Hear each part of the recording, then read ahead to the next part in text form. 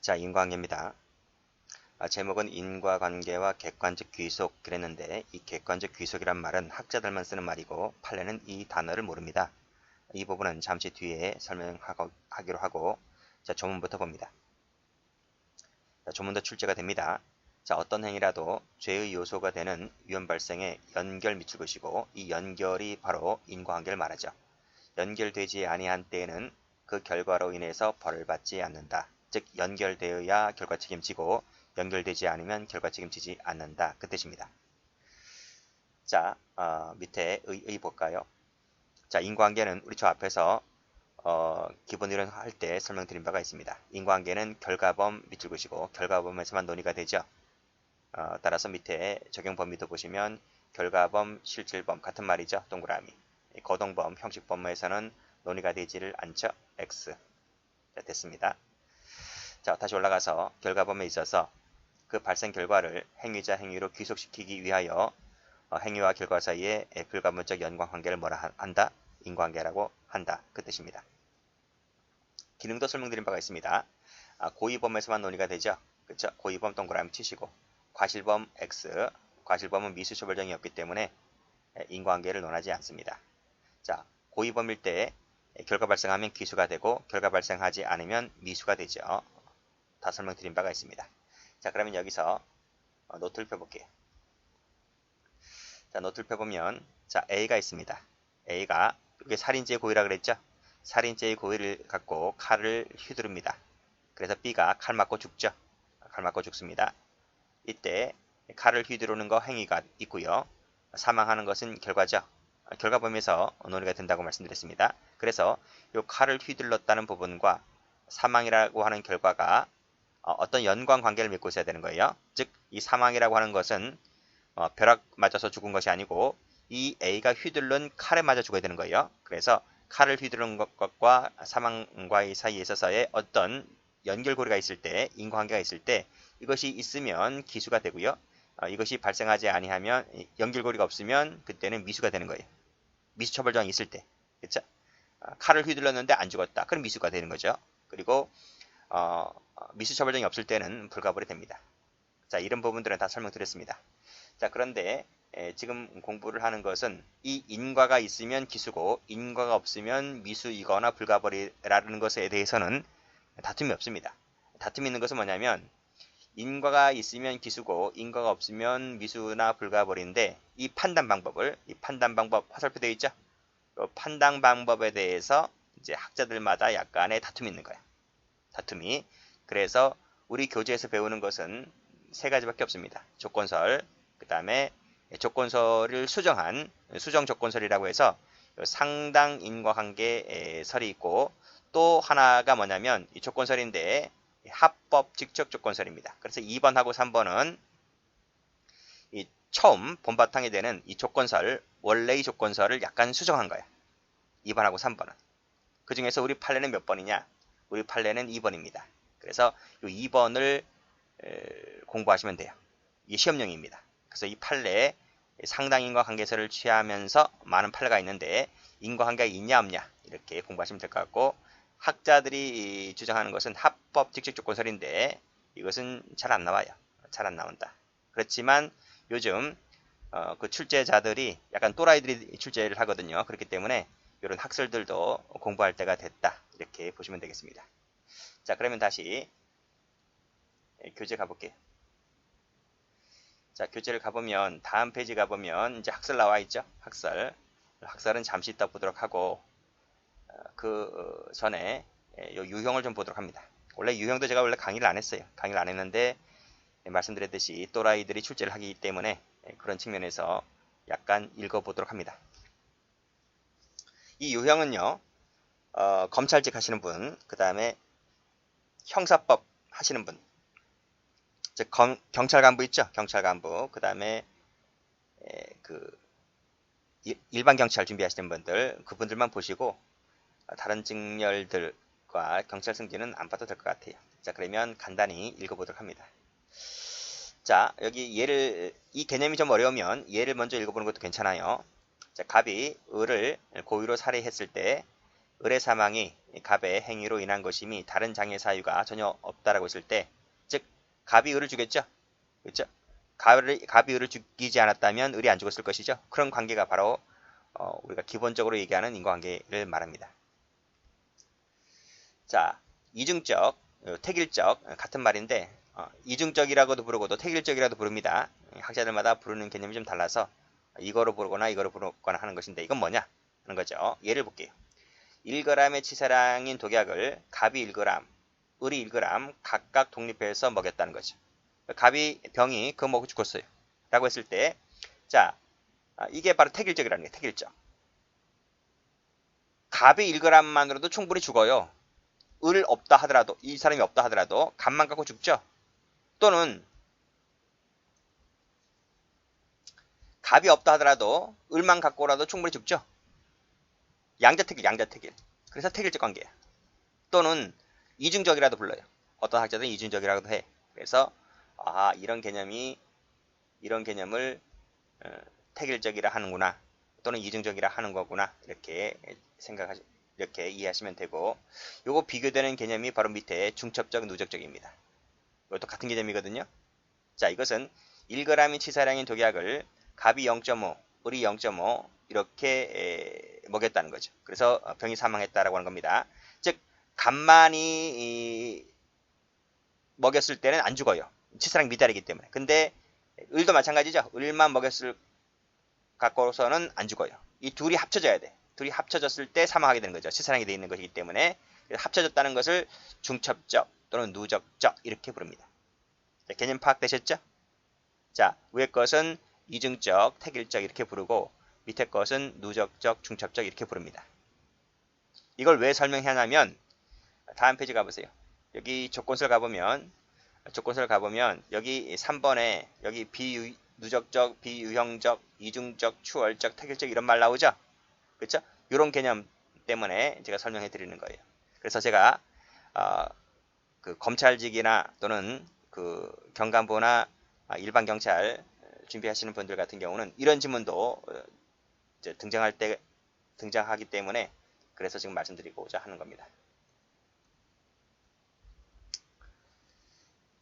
자, 다음 볼 것이 이제 추월적이라는 것이 있습니다. 추월적. 이건 무슨 개념이냐고 하는 것인데, 이거 보세요. 갑이 을에게 독약을 먹였는데 약효가 나타나기 전에 병이 먼저 을을 살해합니다. 너는 우리 아버지 원수, 내 손으로 죽여야 돼 라고 해서 병이 먼저 을을 살해를 하죠. 라고 했을 때 병이 을을 살해한 것이 독약을 먹인 것을 추월했지. 그래서 이것이 추월적 인과관계라고 얘기합니다. 됐죠? 반면에 그러면 갑이 을에게 독약을 먹인 것은 추월을 당한 거죠. 추월을 당했단 말은 단절됐다는 거예요. 단절됐다. 그래서 각주를 가보시게 되면 갑의 행위와 병의 사망 사이에는 인과관계가 단절되었기 때문에 이것을 단절적이라고도 부른다. 단절적이라고 부른다. 그렇죠? 그런 내용이고, 자, 경합적이라는 것도 있습니다. 경합적. 경합적이라는 것은 무슨 말이냐면, 자, 갑이 을을 저격했는데 그렇지 않더라도 병이 을을 저격했는데 그렇지 않더라도 갑이 미리 설치한 폭탄에 의해서 같은 시각에 사망했을 것이다. 그러면 이 병의 저격과 갑의 폭탄이 같은 시각에 지금 터지거든요. 그렇죠? 그러면 이 병의 저격과 갑의 폭탄이 서로 경합하는 거야. 경합하는 거. 그래서 이것을 경합적 인과관계라고 얘기합니다. 이 두 가지를 묶어보세요. 묶었어요? 자, 그 다음 가설적을 볼게요. 가설적은 뭐냐면, 자, 방금 위에서 보았던 추월적과 경합적 관계에 있어서 현실적으로 작용하지 않은 행위가 있잖아요. 그치? 여기서는 여기 첫 번째에서는 갑의 독약 사건이고, 여기서는 병의 을의 저격 사건이고, 그게 현실적으로 작용하지 않았죠? 그것이 바로 가설적이단 말이죠. 반면에 밑에 각주가 보시면 현실적으로 사건이 터졌을 때는 그것을 이제 현실적 인과관계라고 얘기합니다. 여기서는 이제 병의 살인 사건, 그 다음에 여기서는 갑의 폭탄 사건, 이것이 이제 바로 현실적 인과관계가 되는 거죠. 됐어요? 됐어요. 자, 그 다음 이런 것은 이제 이론상 공부를 하는 것이고 판례에서는 쓸모가 없습니다. 판례에서는. 그러니까 제가 이제 다른 직렬들 분들은 공부를 안 해도 된다 그랬죠. 근데 공부를 해야 하는 부분이 이겁니다. 비유형적은요. 비유형적은 전 직렬 다 공부를 하셔야 돼요. 이건 판례와 관련되어 있기 때문에. 자, 예를 볼게요. 갑이 을을 상해하였는데 을이 병원으로 가던 도중에 사망했다. 이때 교통사고죠. 교통사고. 이 교통사고라는 것이 비유형적 인과관계 되는 거예요. 갑자기 끼어들어간 거야. 여기도 특수체질로 인해서 사망했다. 치료소홀로 사망했다. 의료과오로 사망했다. 화재로 불에 타 죽었다. 라는 것들을 제가 지금 밑줄 그은 것들이 비유형적이 되는 거죠. 내가 갑이 을을 살해하려고 했는데 칼로 찔렀는데 을이 병원에 입원해서 콜라 김밥 먹고 죽었단 말이죠. 그 콜라 김밥이 바로 비유형적 인과관계인 거죠. 자, 개념정의 한번 읽어봅니다.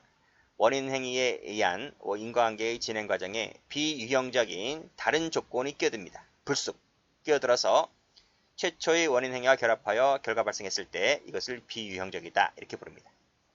이런 판례가 몇 개 나옵니다. 됐죠? 자, 이렇게 개념 파악을 해봤고요. 자, 그 다음 이제 학설로 들어가 봅니다. 자, 조건설부터 보도록 하죠. 조건설이 뭐냐면 일정한 행위가 없었더라면 그러한 결과도 발생하지 않았을 것이라는 조건을 답니다. 조건. 그 조건인데 그 조건이 약간 좀 논리가 있어. 그래서 논리적 조건관계라고 부릅니다. 자, 이것만 있으면 인과관계가 있다라는 견이죠. 예를 들어볼까요? 갑이 을료를 강간하자 을료는 수치심으로 자살했다. 그러면 따옴표되어 있는 공식을 한번 끼워 맞춰보죠. 만약 갑이 을료를 강간하지 않았었더라면 을료는 수치심을 느끼지 않았을 것이고 수치심을 느끼지 않았었더라면 자살하지 않았을 것이 인정되죠. 따라서 강간과 자살 사이에는 인과관계가 있구나 라고 해서 갑의 죄책은 뭐가 됩니까? 갑의 죄책은 강간치사죄 책임이 되는 거예요. 조건을 따랐을 때. 그쵸? 자, 밑에 각주 5번 가보세요. 각주 5번. 방금 제가 읽었던 것이 이 부분이죠. 일정한 행위가 없었더라면 그러한 결과도 발생하지 않았을 것. 자, 각주 가보시면 그 행위가 없었더라면 그러한 결과도 발생하지 않았을 것. 이것이 절대적 제약 공식이라고 부릅니다. 줄여서 앞글자 따서 CSQN 공식이라고도 하는데 그런 건 뭐 알 필요 없고 절대적 제약 공식이 조건설에서 나옵니다. 이에 따르면 결과에 영향을 미친 모든 조건은 동등 가치를 갖고 있기 때문에 등가설이라고도 합니다. 자, 이 부분 설명드립니다. 5번 체크하시고. 절대적 제약 공식, 등가설이란 말은 조건설에서만 등장합니다. 다른 학설에서는 등장하지 않아요. 자, 예를 한번 들어볼게요. A가 있습니다. B가 있고 A가 B를 칼을 들어서 찔러 죽여서 사망하죠. 그럼 A는 무슨 죄? 살인죄가 되죠. 그치? 조건설에 따랐을 때. 즉 A가 B를 칼로 찔리지 않았었더라면 B는 칼 맞지 않았을 것이고 칼 맞지 않았더라면 죽지 않았을 관계 인정되죠. 그쵸? 그러니까 A는 살인죄가 되는 거예요. 조건설에 따랐을 때. 좀 더 범위를 좀 더 넓혀볼까요? A 부모가 있어요. 부모가 있다. 부모가 결혼했습니다. 그래서 이 아이를 A라는 사람을 출산합니다. 됐나요? 자, 이 A가 출산했고 A는 이제 무럭무럭 큽니다. 그쵸? 그래서 학원에서 B를 만납니다. 어떻게 의견 충돌로 인해서 화가 나가지고 칼로 찌릅니다. 죽었다는 거지. 자, CSQN 공식 적용해 볼까요? 자, 부모가 결혼하지 않았었더라면, 부모가 결혼해서 이 A를 출산하지 않았었더라면 A는 태어나지 않았을 것이고 A가 태어나지 않았더라면 학원에 가지 않았을 것이고 학원에 가지 않았더라면 야를 안 만났을 것이고 다툼도 안 했을 것이고 칼 맞아 죽을 일도 없죠. 그쵸? 그러니까 이 영역 범위가 이 A가 B를 칼로 찔렀다는 것에 그치는 것이 아니라 그 아이를 출생했던 부모님까지 올라갑니다. 더 올라갈 수도 있습니다. 할머니, 할아버지까지. 그쵸? 자, 이 조건설의 가장 큰 단점이 뭐냐면 이 부모가 A를 출산했다라고 하는 이 인과관계와 A가 B를 칼로 찔렀다는 이 행위, 즉 부모님이 A를 출산했다는 이 행위와 A가 B를 칼로 찔렀다는 이 행위를 가치를 똑같이 놓는 거야. 이렇게. 똑같이 놓는다. 등가설. 이게 말이 되냐고. B가 사망했다라고 하는 부분에 있어서 어떻게 A가 칼로 찔렀다는 부분과 수십 년 전으로 거슬 올라가서 부모님이 A를 출산했다라고 하는 이 행위가 어떻게 가치가 똑같냐고요. 그 점에서 조건설이 비판받는 거예요. CSQN 공식을 적용했을 때 처음에 학자들이 와 대단하다 그랬어요. 대단하다 그랬는데 이게 거슬러 올라가다 보니까 부모님 출산하기까지 올라가는 거야 이게. 그래서 조건설은 참 좋은 학설이긴 하지만 그 조건설을 수정하기 위해서 많은 학설들이 등장하게 됩니다. 제가 말씀드렸듯이 우리 교재에서는 상당인과 관계설과 합법책적 조건설 두 가지만 실어놨지만 대학 교재를 가보면 학설이 더 많습니다. 근데 그런 것은 시험에 나오지 않기 때문에 우리 두 가지, 우리 조건설 포함해서 총 세 가지만 알고 계시면 됩니다. 자, 그러면 다시 올라가 볼게요. 자, 비판점. 조건설에 따르게 되면 모든 조건은 등가치이기 때문에 인과관계를 인정하는 범위가 너무나도 확대된다. 기출된 적이 있습니다. 심지어는 그 살인범의 출산 행위까지도 살인죄를 인정하게 되는 그런 결과가 나오게 되는 거죠. 두 번째로 뭐냐면 부작위다.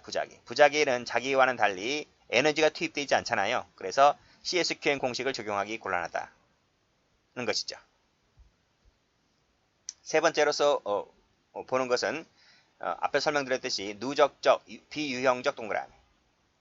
이거는 밑줄 그으시고 여기다 동그라미. 이는 인과관계가 인정되지만 이중적, 추월적, 경합적은 인과관계가 타락된다는 점도 비판점이 됩니다. 자, 이 부분을 한번 이해를 해보세요. 뭐 제가 이것까지 설명해 드릴 수는 하기에는 좀 그러니까 예는 밑에다가 적어놨습니다. 노트를 펴보면 이 그림 나오죠. 이 그림은 우리 기본서에도 있습니다. 자, 이 조건설이고요. 조건설을 수정한 것이 합법적인 조건설이라 그랬잖아요. 다수설이라 그랬잖아요. 다수설. 이라 했을 때 조건설과 합법체적이 어떤 점에서 다르냐? 일단은 누적적과 비유형적은 전부 다 인과관계를 인정합니다. 여기도 인정하고요. 이거 읽어보면 이게 더 논리에 맞아요. 합법적 조건설이. 근데 방금 기본서에서 보았듯이 이중적, 추월적, 경합적, 부작위는 전부 다 XX인 거야. 인정하지 않죠? 인과관계를. 근데 합법적으로 가면 이게 다 인정됩니다. 그리고 추월적, 경합적에서는 현실적인 것은 인정되지만 가설적은 인정되지 않습니다. 이게 더 논리에 합당하다니까요. 같이 읽어보면. 그래서 조건설과 합법지적에서 차이가 있는 것은 요 밑에 하나, 둘, 셋, 네 가지에서 차이가 있다는 거죠. 그래서 검찰직을 준비하시는 분들은 요런 것까지 공부를 해두셔야 돼요. 특히 7급 하시는 분들은. 동그라미 3번 같은 경우는 그다지 중요하지는 않지만 혹시라도 모르기 때문에 방어 차원에서 한번 보시면 될 것 같고 나머지는 쉽게 이해되죠? 자, 됐습니다. 자, 그러면 다음 페이지 가보셔서 상당인과 관계설을 가볼게요. 이 상당인과 관계설은 조건설을 수정한 견해라 그랬죠? 그러면 이 상당인과 관계설은 어떤 견해냐라고 하는 것인데 일단 조건설은 기본 바탕으로 깝니다. 이건 그대로 승계를 받아요. 승계를 받는데 조건설이 앞에서 뭐라 그랬습니까? 등가치를 취하고 있기 때문에 인과관계를 인정하는 범위가 지나치게 확대된다 그랬잖아요. 그걸 수정한 거야. 이 1번을 수정한 거야. 그래서 어떻게 수정하냐면 너무나 확대되고 있다는 문제점 때문에 따라서 조건설 플러스 상당성을 갖고 와요. 상당성. 그 제목이 상당성이야. 상당성을 갖고 와요. 상당성이 있으면 인과관계가 있고 상당성이 없으면 인과관계가 없다 이런 말이지. 그러니까 필기를 다시 한번 해보면 이런 얘기입니다. 조건설 플러스 상당성 있다. 그러면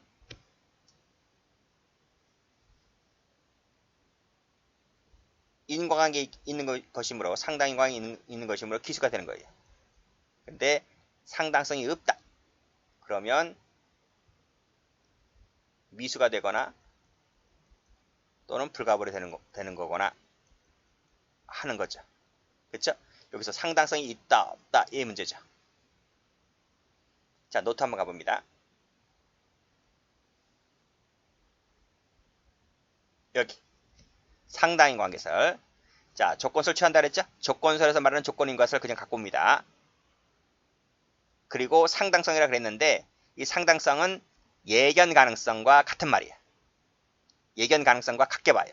이퀄로 봐요. 이게 있으면 기수가 되고 이게 없으면 x가 되면 그때는 미수가 되거나 불가불이 돼요. 같은 개념으로 봐요. 그래서 상당성이 있다 없다의 문제는 예견했느냐 안 했느냐의 문제입니다.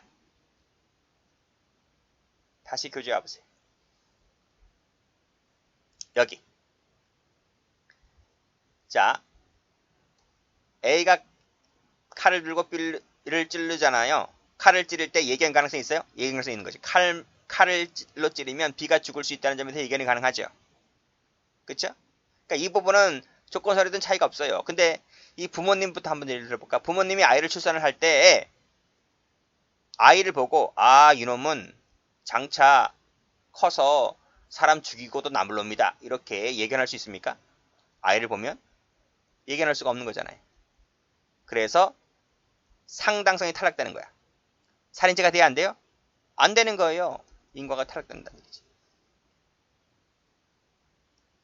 그래서 상당인과 관계설은 이 부분만 A가 B를 칼로 찔러 죽였다. 이 부분만 인과관계를 검토를 해요. 출산까지는 고려하지 않는다는 거지. 그래서 무한히 확장되는 인과관계를 상당히 축소시켰다는 것이 상당 인과관계설의 공헌입니다. 자, 읽어볼게요. 이거 읽어봐도 몰라요. 경험칙에 비추어서 그러한 행위로부터 그러한 결과가 발생하는 것이 상당하다고 인정할 때, 이 상당이 뭐야? 예견 가능성. 이 인정될 때 그 행위와 결과 사이에 인과관계가 있다고 보는 견해다. 잘 파악이 안 되면 예를 통해서 보시면 됩니다. 갑이 을려를 강간했습니다. 강간했고 을려는 수치심으로 자살을 하게 됩니다. 조건설에 따랐을 때는 앞에서 보았듯이 인과관계가 있다라고 보기 때문에 강간치사를 인정했죠. 그렇지만 상당성으로 오게 되면 자, 갑이 을려를 강간할 때 아하, 내가 이 여자를 강간하면 이 여자는 집에서 자살하겠지라고 예견할 수 있습니까? 없습니까? 예견할 수 없단 말이죠. 자살에 대해서. 그래서 강간죄만 인정하는 거야. 판례는 그렇게 보고 있죠. 뒤에 우리 판례에서 공부할 겁니다. 다시 와서 노트를 펴보시면 여기서 요 예견 가능하냐 가능하지 않느냐의 문제를 어떻게 판단할래? 라고 하니까 학설은 여러 가지가 있습니다. 판단 기준에 대해서 뭐 객관설, 주관설 뭐 여러 가지가 있는데 그 중에서 우리 판례는 절충설을 취합니다. 누구 입장에서 예견 가능성 여부를 판단하겠느냐는 것인데 우리 판례는 행위자, 범죄 행위자입니다. 플러스 일반인, 플러스 법관 이 세 사람을 모두 절충합니다. 그게 절충설이에요. 그래서 다시 교재를 와서 보시면 1번, 2번은 공부할 필요가 없다니까 이건 3번을 볼까요? 3번 체크하시고 행위 당시에 일반인이 인식할 수 있는 사정 플러스 범죄 행위자가 특별히 인식하고 있었던 사정 플러스 법관이 상당성을 판단한다. 이 세 가지를 모두 다 고려를 합니다. 그렇다 보니 어떤 결론이 나오냐면 노트를 보시면 특이체질 있지 특이체질. 내가 한번 우연찮게 때렸는데 걔가 두개골이 얇아요. 걔가 죽어버리는 거야.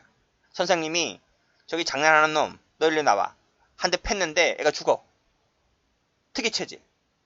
특이한 사건. 같은 경우에 있어서는 이 절충설을 취하는 판례 입장에서 따랐을 때 행위자 플러스 일반인 플러스 법관 이 세 사람이 합심해서 판단해 보니까 아 이건 좀 특이하다 이건. 이거 어떻게 내가 예견하냐 이거지. 그렇잖아요. 그래서 인과관계를 탈락시켜버립니다. 이걸 탈락시키는 이유가 절충설을 취하고 있기 때문에 그래. 예견이 안 되니까. 그쵸? 자, 그렇게 정리하시면 될 것 같고 다시 와서 자, 내용 보죠, 내용. 제가 설명을 어떻게 했나? 노트를 다시 펴보면 예견 가능성이 있으면 그 말은 상당성이 있다는 얘기죠. 그럼 곧장 기수가 되잖아요. 예견 가능성이 없다는 말은 상당성이 탈락되기 때문에 미수가 되거나 불가불이 되거나 한다 했잖아요. 그러니까 예견이 상당성이 있으면 기수, 없으면 미수 불가불. 그러니까 이 상당성이라는 부분은 인과관계 있다 없다 플러스 책임 기수까지 한꺼번에 쳐버려. 한 큐로. 그게 장점이죠, 단점이죠. 다시 교재와 보시면, 자, 상당성이라고 하는 부분에 인과관계 있다 없다 뿐만 아니라 책임 기소까지 같이 논한다고요. 여기 나와있지. 인과관계 문제 속에 상당성이라는 척도를 포함시킴으로써 인과관계 있다 없다 뿐만 아니라 책임 기소까지 동시에 심사하고 있다. 한 큐로. 따라서 뒤에서 배우는 합법직접 조건설과 같은 객관적 귀속에 대한 평가를 하지 않습니다. 객관적 귀속을 평가를 하지 않아. 상당성 하나에 끝내버려. 아주 심플하죠. 그래서 어떤 비판이 나오냐면 2번과 같은 비판이 나옵니다. 사실 판단과 규범 판단의 문제를 구별해야 되는데 우리가 제가 첫 시간 때 말씀드렸던 3단계 체계론, 구성요건 해당성, 위법성 책임할 때 구성요건은 객관적 사실 판단, 위법성은 객관적 가치 판단, 즉 사실 판단과 가치 판단을 구별했잖아요. 그럼 너네도 구별해야지. 왜 너는 구별하지 않냐? 너는 어떻게 같은 차원에서 취급하냐? 라고 해서 너네 혹시 이거랑 혼동하고 있지 않냐? 라는 비판을 받게 됩니다. 누가 비판할까요? 학자들이. 이것도 기출된 적이 있어. 2번도. 물론 1번 같은 비판도 있죠. 상당성이 너무 애매모호하지 않느냐? 라는. 그래서 법적 안정성 해칠 우려가 있다라고도 하는데 그 비판보다는 2번이 더 출제가 된 적이 있다는 거죠. 그래서 자, 판례는 다음 시간에 보도록 하고, 자, 합법직 조건설 가보면 합법직 조건설은 다수 학자들, 다수설이 주장하는 견해인데 여기서는요. 조건설을 승계하죠. 조건설을 승계해요. 승계하면서 합법직성을 갖고 나와요. 합법직성이 있다. 그러면 인과관계가 있고 이 합법직적인 것 때문에 인과관계가 있다 없다를 결정해요. 여기서.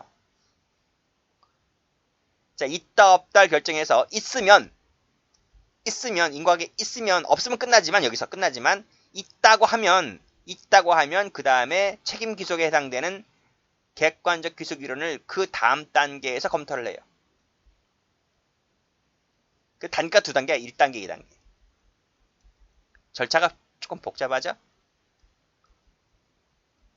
판례는 한 큐로 끝나는데. 그래서 인과관계가 있다고 판단될 때 귀속으로 와서 책임 귀속이 있으면 기수, 없으면 미수가 됩니다. 그 다음 시간에 보도록 하고 다시 오세요. 됐죠? 일단은 여러분들이 이 판례가 취하고 있는 상당 인과관계에서 위주로 보시면 될 것 같고 몇 페이지 넘어가면 계속 판례가 나오죠. 그 판례가 시험 문제입니다. 이런 고리타분한 이런 이론들은 한번 읽고 지나가시면 돼요. 대신 검찰직과 형사법 공부하시는 분들은 좀 한 번 더 보시고 다른 직렬하고 경찰 승진은 그냥 건너가시면 됩니다. 대신 절충서를 취하고 있다. 이 정도만 알고 계시면 돼요. 자, 판례는 다음 시간에 공부를 하도록 합니다.